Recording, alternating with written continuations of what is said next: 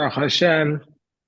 This week's portion is Vayakel Pekudei Hachodesh, means to say we have a double portion. We read both Vayakel, we read Pekudei, and also we read the passage from Exodus chapter 12.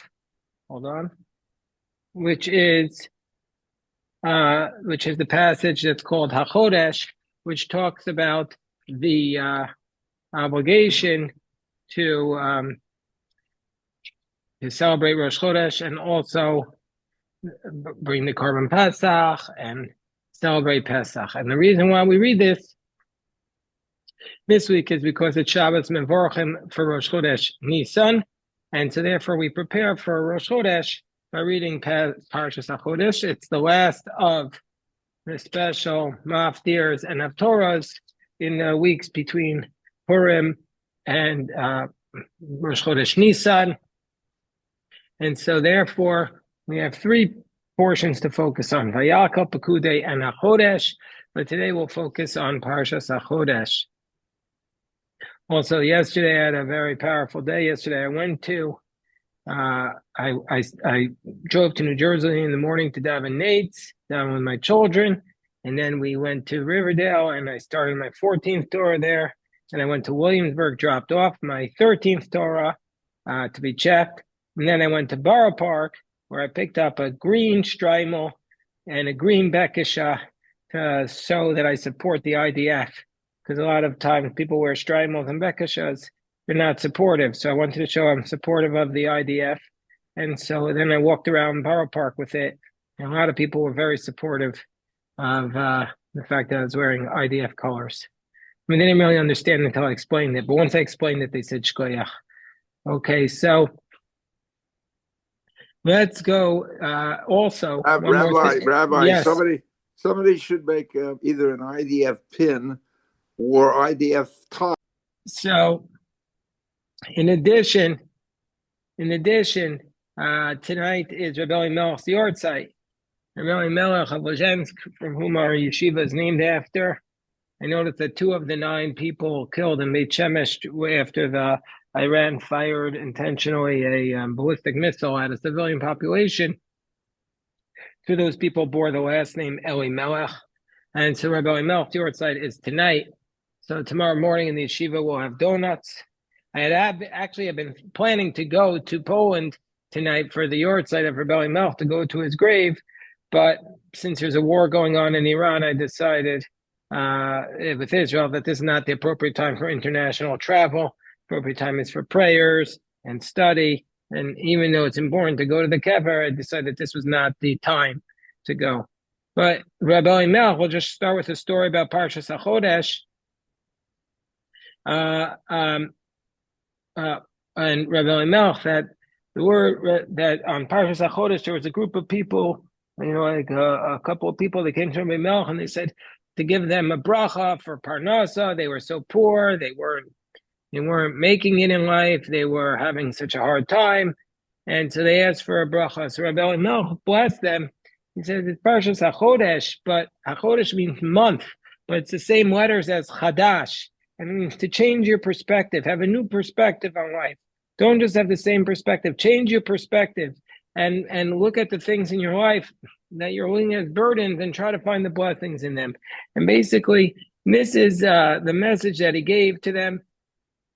And the concept is that this is why Rosh Chodesh is such a powerful holiday, because it's the idea that every month we have a chance to start over, to look at our lives, to take stock of the blessings of our life. That the moon is the example for this, because the moon never stays the same; it gets bigger and smaller, and then it starts over again. And so this is the perspective that we should have, that we should change our perspective, get out of our monovision and start looking at things with a different perspective. That was the bracha that he gave them. So what I'd like to do today with everybody is read chapter 12 that we read on Parshas Hachodesh, to read it with the Rashi and the Midrashim on it, and to go slowly through this portion.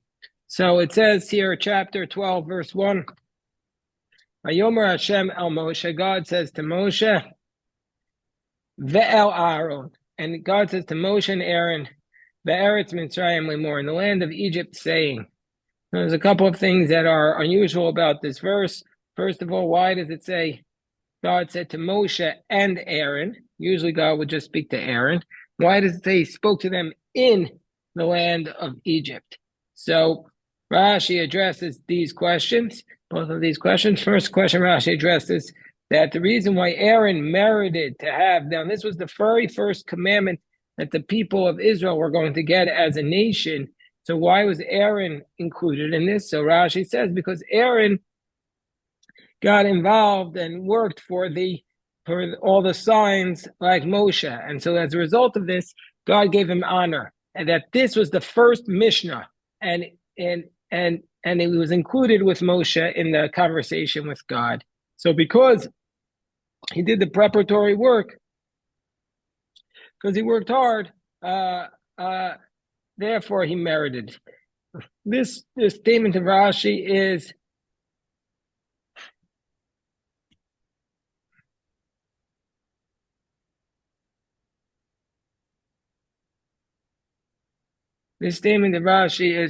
teaching us the power, the idea of recognizing that those who partake in the effort will also be fully partake in the reward. And that's why Aaron was given this reward. And then it states in the land of Egypt. Why specifically in the land of Egypt? I thought there was not allowed to be a prophecy in it.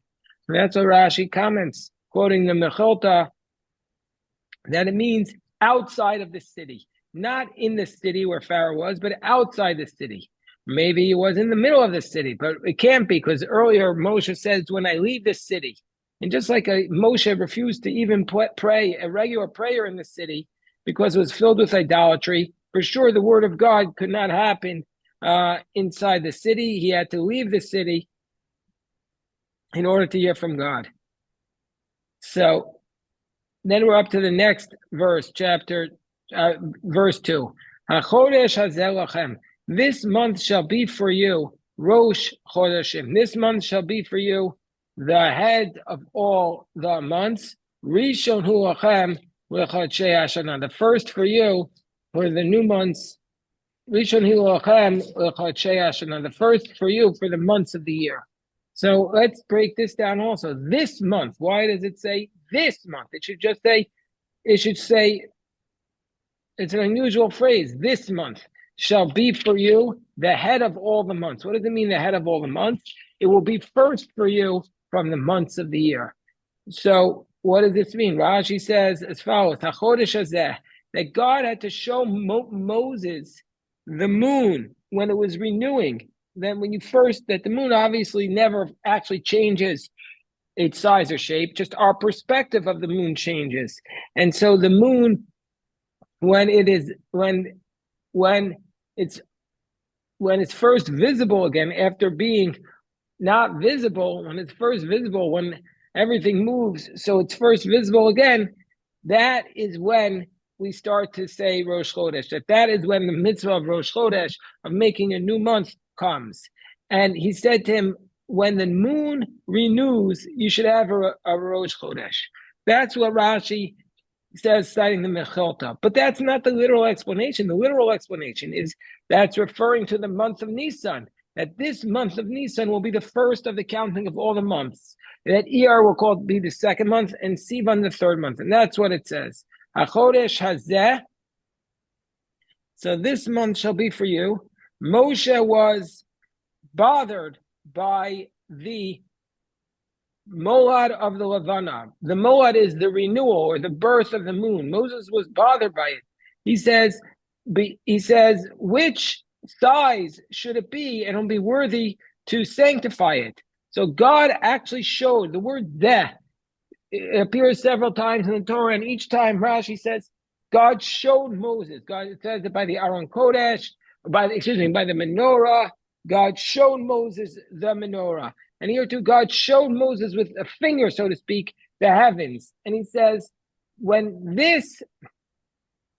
you see the moon looking like this, look at it and sanctify it. And how did he show it to him? Here we have an issue. Didn't God only speak to Moses during the day? So if that's the case, how was he able to show him the moon? So he showed it to him right before the sun set. And that's what's going on here. That's what's going on here. In this context, before we go on to the next verse,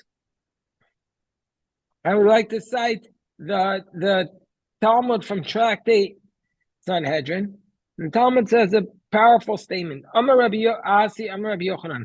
Kol mevarech al Hachodesh b'zmano. Whoever makes a blessing on the new moon in its proper time, it's as though you've received the face of the Shekhinah, the divine presence. It says here, this month shall be for you. And it says this phrase, Zeh Keli Vamveu. This is my God, and I will glorify him. So because it says the word Zeh in both places, it's as though it's saying whoever sanctifies the new moon, it's as though you're actually seeing the face of God. Hold on one second. So this is a question. What really is the comparison between seeing a new moon and seeing the face of God? Let me just pause for a moment. Does anybody have an answer to that question? What is the comparison between seeing the new moon and seeing the face of God? Anybody? Okay, hold on. Let's see. Let's take Thera. Thank you to Thera for that outstanding answer. And now there's another answer. This is from the Torah Tamima, and he says this following.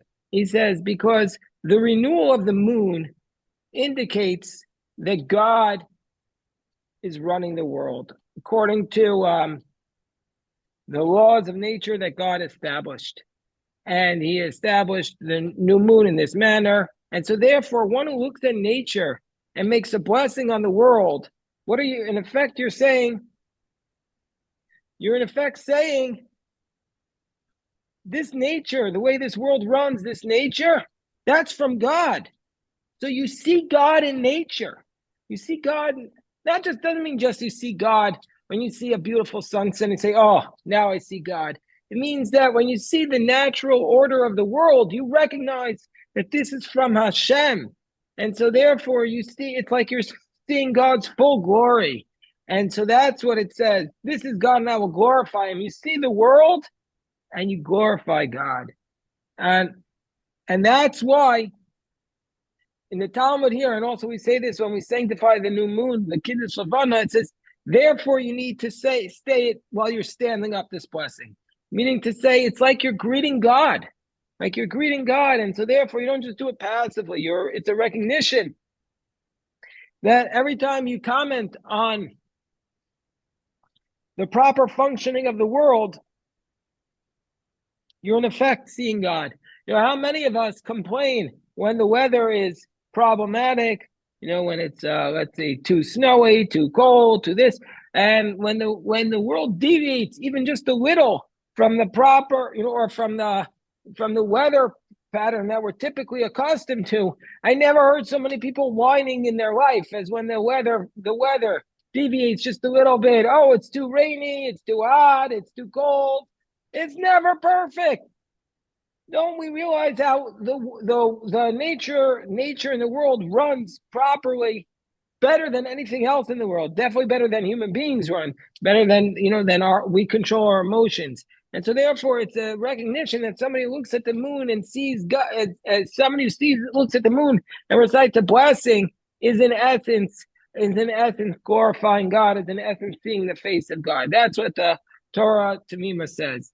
Another explanation is another text which we came to recently in Tractate Menachos 29a states the Chidush Rosh Chodesh, the renewal of the new moon, was so challenging for Moses until God showed him with his finger, and he says, this is the new moon. So the question is, why was this so challenging for Moshe Rabbeinu? Moshe Rabbeinu was the greatest human being ever. I understand why, I might have a problem understanding it, but Moshe understood many more difficult things than just, basic astronomy. When is the new moon appearing, etc.? So what is going on here?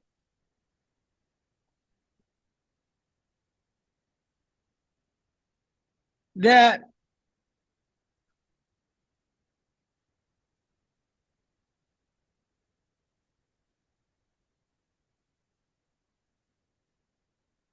I guess I don't really have a great answer to this question, but I think what was so difficult is not what this Talmud is saying, is not that what was so difficult was the physical recognition of the new moon, but why there was a need for the moon to grow bigger and smaller.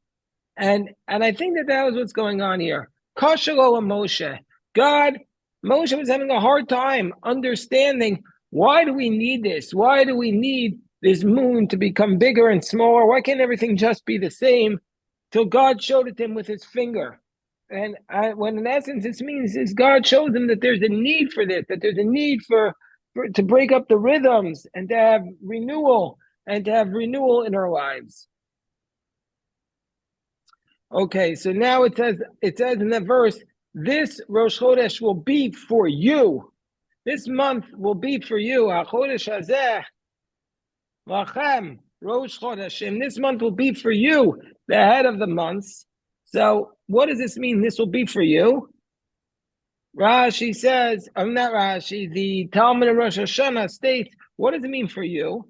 That this testimony is given over to you.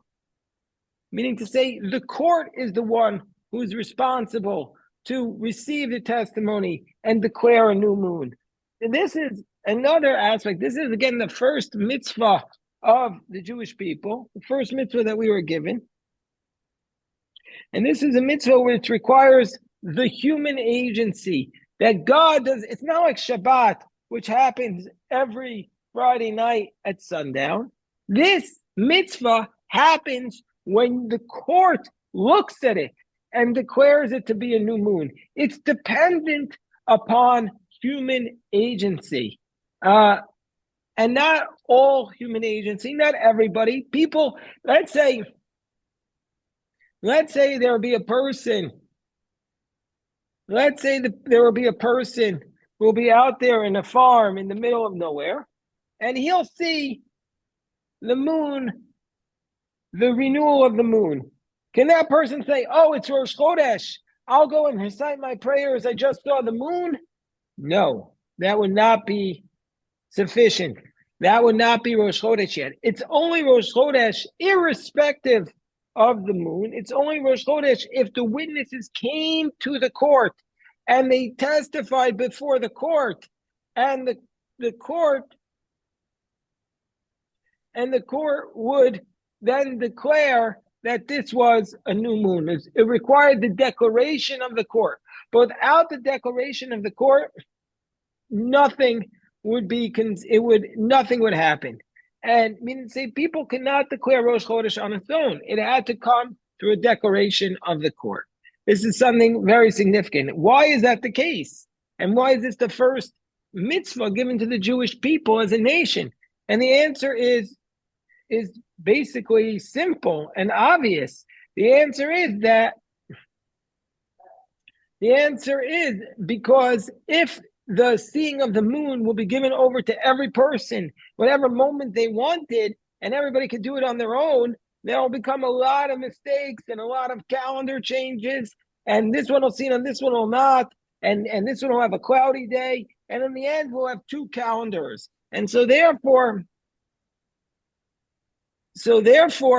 we have this recognition that right at the very beginning, the first commandment is that we have to recognize that we are not the ones who are deciding everything for ourselves, but we have to submit to the larger authority of the community institutions in order to establish the new moon. Otherwise, everybody will have their own, Rosh Chodesh for themselves, and that will not be fulfillment of the idea that this month will be the head for all the months, because everybody will be doing it in their own way. And so therefore, this is the idea of uniformity. And it is important to note that even though there are, many, many different denominations of Judaism, many sects, many different ways of worshiping Hashem, different value system within the Jewish people, many more than 12 tribes, so to speak.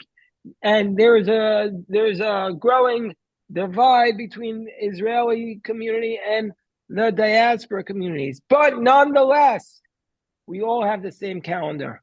Even though diaspora communities observe 2 days of the holiday, we all have the recognition of the same calendar. We have the same Shabbos, we have the same holidays.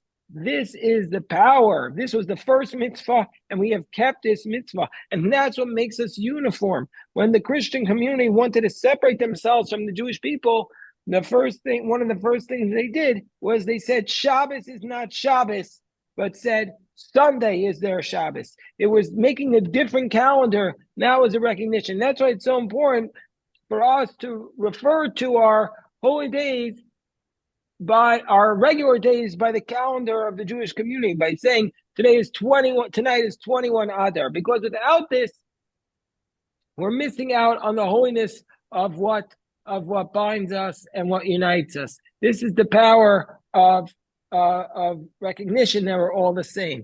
We all have the same calendar. This is what connects us and binds us. I see Elaine is on Hashem. We go on. I'm going to point out, of course, what Elaine said, that the moon reminds us of time, reminds us that we have a limited amount of time in this earth, and we better use it wisely. And that's a very, very astute point, a keen point. I also want to point out that reminds me of another point that Rabbi Soloveitchik makes, which is the mitzvah of Rosh Chodesh, the first mitzvah, is because Rosh Chodesh is what separates us from time, is what separates us from slaves. A slave does not have the ability to use his time in a manner in which he chooses. The slave is told by the master, this is how you're supposed to use your time. The slave cannot use his time in the manner in which he chooses. But the Jewish people, as part of our responsibility, it is to have time controlling our lives. And so therefore we're saying that we have to have the time. We have to use our time to serve Hashem. We use our time at sunrise. We daven when the sun sets. We daven when the sun rises. We daven in the middle of the day. We have the time to establish our holidays. We take time and sanctify it. And that's what makes us servants of Hashem. So the slave can't use his time, but our responsibility is to be Hachodesh the Hachodesh, to sanctify the time. And so therefore, that's the idea. So this is the idea of the Rosh Chodesh will be the first for you. So there's a lot more to say, obviously, about this verse, but let's go on to the next verse, and we'll read this verse. We're only up to verse 3. I don't know how we're going to get through all 22, but we'll start now. Dabru al kol adat Yisrael lemor, speak to the community of Israel and say, Be'asor lachodesh hazeh, tell them on the 10th day of the month, Vayikhu lahem, and they shall take for themselves ish sela beit avot sela bayit, a lamb for the father's household, a lamb for the house. So let's see what this means. What does this mean? Let's see what the questions here. What do you mean they're both supposed to speak? Why on the 10th day? And why are they supposed to take for themselves a lamb for the house and a lamb for the household? So let's see what Rashi says. Rashi says, speak to the community. Is Aaron the one speaking? But it already says, you should be the one speaking. Ella chokin kavod lazeh. We give honor. They gave honor to the other.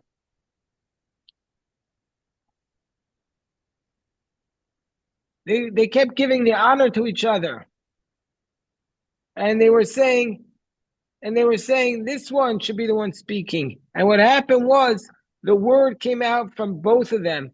And it's as though they were both, it was teaching us as though Aaron and Moshe kept giving honor to the other. And then the words came out from both of them. The words came out from both of them, in between both of them. So it's as though they were both speaking, a miracle, because they wanted to give honor to each other. That's why this miraculously happened. And That's the first commandment, was not given by one person, even though he's as great as Moses, that came out from between them. This is a very powerful idea, that when it comes to taking ideas, that people should not try to get the credit. We should try to recognize that it all comes from God, and the word came out from between them. So it says, on the 10th day of this month, Rashi says, Hachodesh, speak to them on Rosh Chodesh and tell them that they should take on the 10th day of the month. Doesn't say why here. We'll have to discuss that. And this idea that they were supposed to take a lamb on the 10th day of the month, has anybody here gotten their lamb for their bedpost on the 10th day of the month? No, because that was just the idea that we were supposed to tie a lamb to our bedpost on the 10th day of the month and then leave it there until the 14th when we're supposed to slaughter it. That was only a commandment in Pesach while we were in Egypt, but in future generations, that was not a requirement. And a lamb for each household, one lamb for each family. But if there were too many people, I might think that would still be one lamb for everybody in the family. So it says the verse, one lamb for each house, one lamb for each house. Okay, let's look at some of the Talmudic texts here.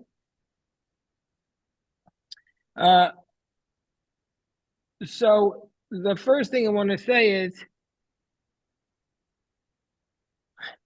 that this law teaches us, this very first mitzvah in the Torah teaches us one of the most important laws in our legal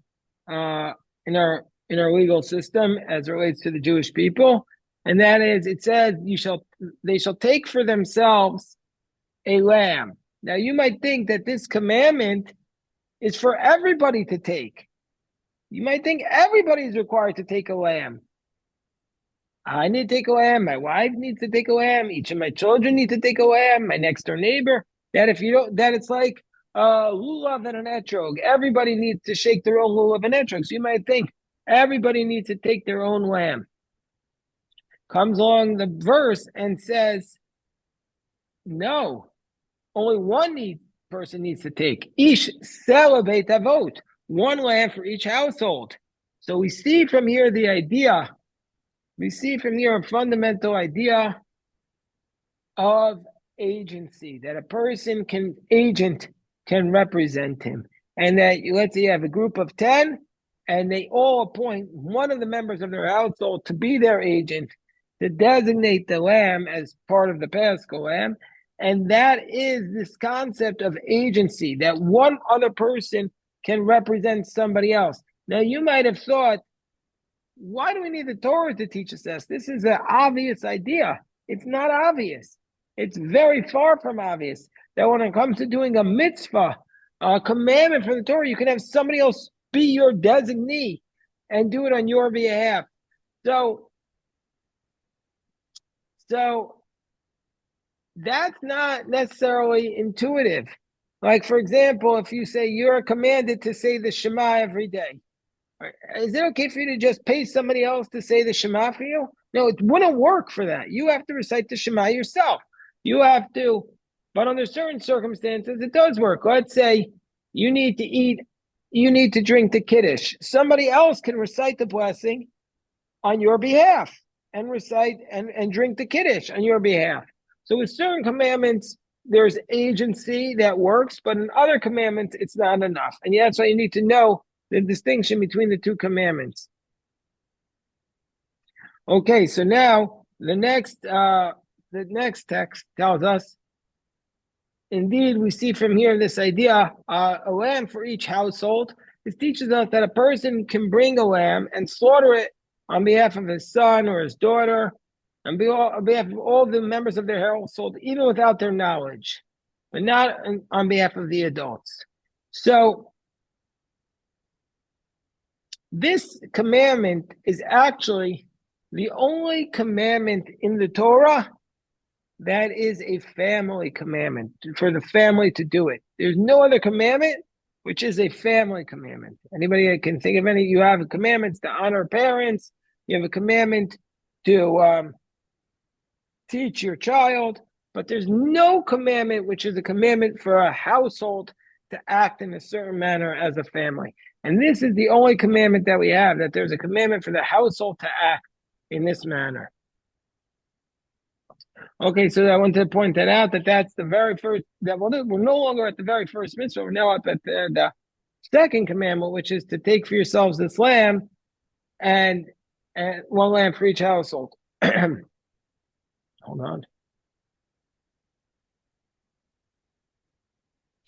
Okay.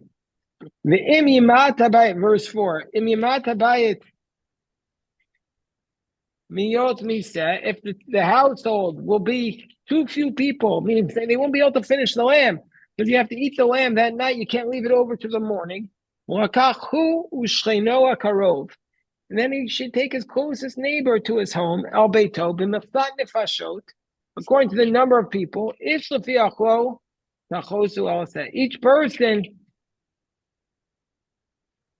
person, according to what he consumes, shall be included in the lamb. Okay, it should be counted into the lamb. The word tachosu, Rashi tells us, means to count it.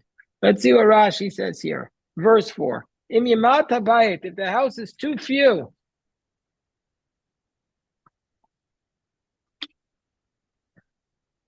if the house is too few to be for a lamb, so you might have thought,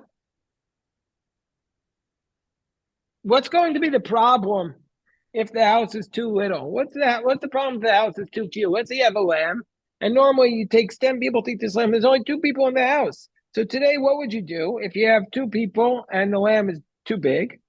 You take a little piece of the meat, serve it that night, and then put it in the freezer. Okay, they didn't have the same ability to freeze in the way we can do it today, but they could preserve the meat. They knew how to do that. They could preserve it with spices. They could make it into jerky. They knew how to do that. So they weren't allowed to do that. That wasn't a viable solution, because that was the problem called notor. That would be expired meat. And so therefore, what was he required to do? He was required to get other people to be part of his little group of eating, so that they were all together in eating in this manner. I'll read the Rashi. The Imiyu, says the Rashi. Hold on, we're on chapter 12, verse 4. Chapter 12, verse 4. Hold on. I'll read this Rashi. Rashi says, if the household will be too small, if there be too few for a single lamb, that they won't be able to eat it and will come to be expired, then he and his neighbor shall take. That's the simple meaning. But Rashi tells us there's another law derived from it that teach us that after people have been formally registered on a specific lamb, they are able to reduce their number and withdraw from it, and to be registered on another lamb. But if they come to draw their hands away and reduce their number, they should reduce their number while the lamb is still alive, but not after it has been slaughtered. So what is going on here with this Rashi?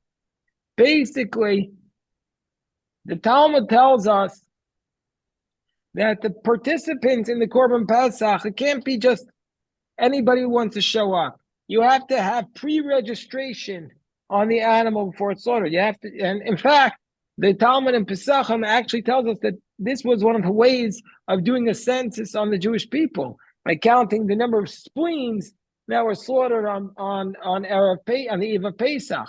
So if people were not registered on the animal, then those people can't eat from the lamb after it's offered. So once you're registered, are you allowed to change your mind and go from one register? Hold on one second. Once you're registered, you're allowed to go from you're allowed to withdraw from the registry once you've been registered. However,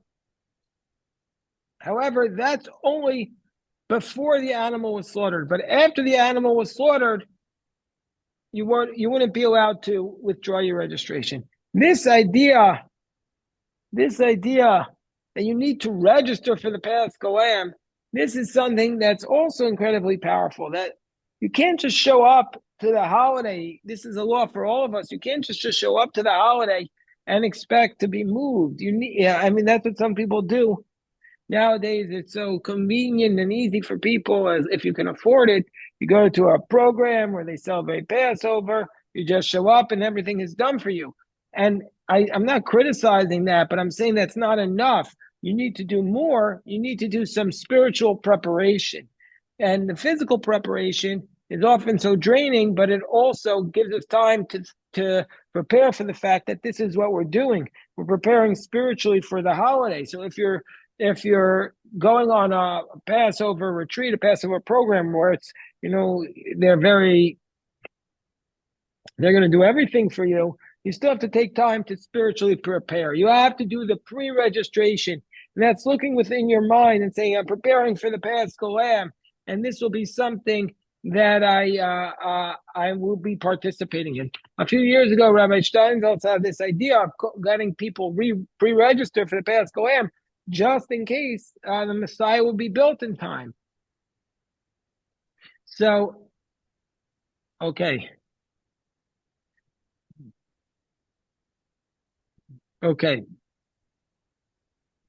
So that's the verse, b'mechsas nefashos. So,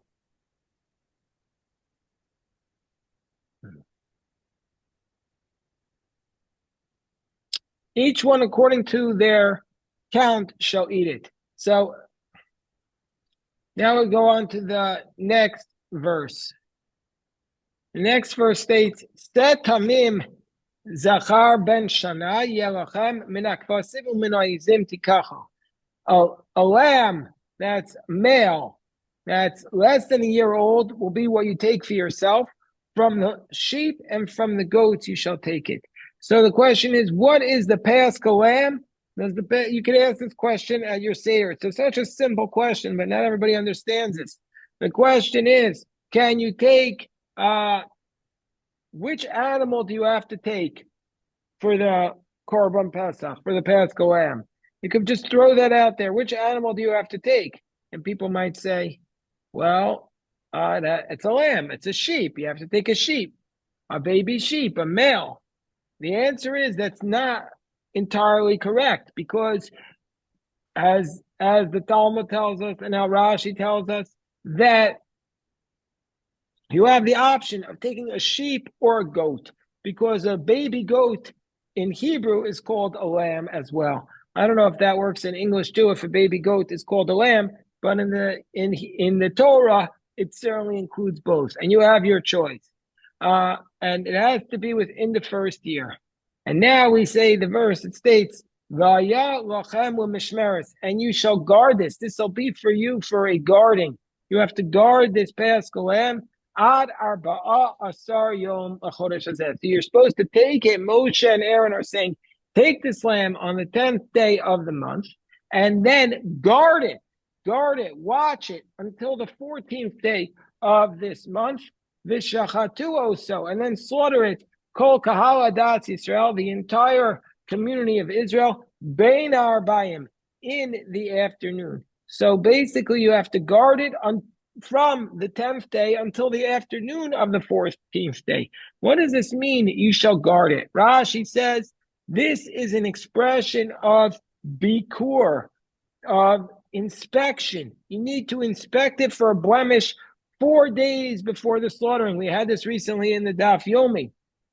We also had this before Rosh Hashanah. We need to inspect ourselves a minimum of 4 days, and that's why Ashkenazim say the slichos for a minimum of 4 days.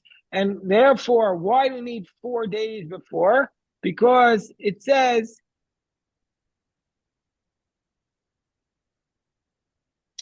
why did God say you have to watch it for 4 days? So Rashi says the following. Rashi says,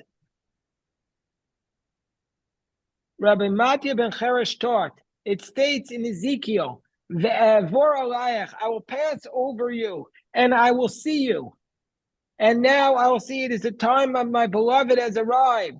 The oath that I swore to Abraham, that I would redeem his children, and the children of Israel did not have enough good deeds in their hands to engage in, so that they should be redeemed, because it says they were naked of commandments, and they only had two mitzvos, the mitzvah of the blood of the Paschal lamb and the blood of the circumcision.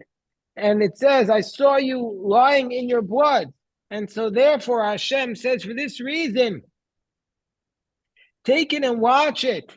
Meaning to say that this will be another mitzvah. This mitzvah, God was giving them an opportunity to elevate themselves.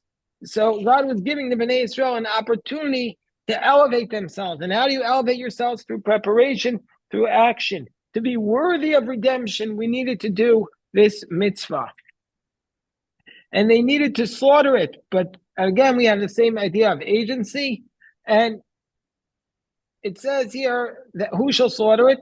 Kahal Adatz Yisrael, the community gathering of Israel. And that's three groups. And Rashi says here, we're basically quoting the Gemara in Pesachim 64. From here we see that the Pesach of the community was slaughtered in three separate groups, this one after this one.